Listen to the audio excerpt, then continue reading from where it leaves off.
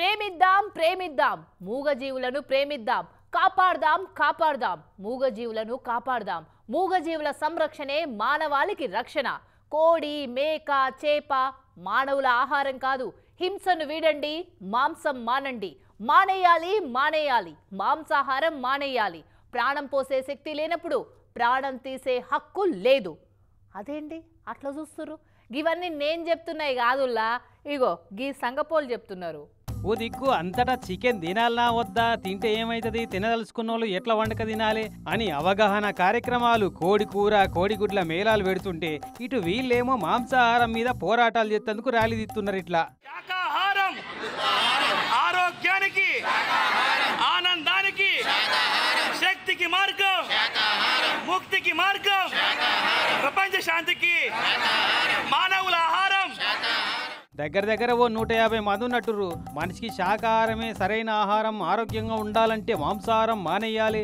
జంతువుల మీద ప్రేమ కరుణ చూపెట్టాలి వాటిని చంపే హక్కు మనకు లేదు అనుకుంటా మైకులల్లా నినాదాలు ఇచ్చుకుంటా ర్యాలీ తీసిరిట్లా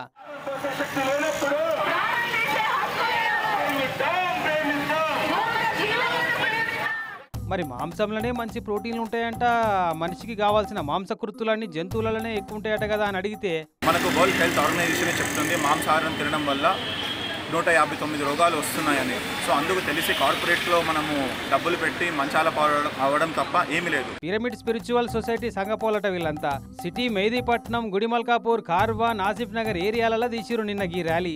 మరి తినకుండా ఉండాలంటే ఎట్లా అని అడిగితే ధ్యానం చేయాలన్నట సంకల్ప శక్తి ఆత్మవిశ్వాసం పెంచుకోవాలి అని అంటూరు. ప్రాణం పోసే హక్కు లేనప్పుడు ప్రాణం తీసే హక్కు కూడా మనకు లేదు. శాకాహార జగత్గా మారాలన్నదే మా సంకల్పం. అది ముచ్చట. మరి ఏం తినాలనో ఏం పని చేయాలనో ఏది మంచిదో ఏది చెడ్డదో తెలియక చాలా పెద్ద సిక్కొచ్చింది నడిమిట్ల జనాలకైతే.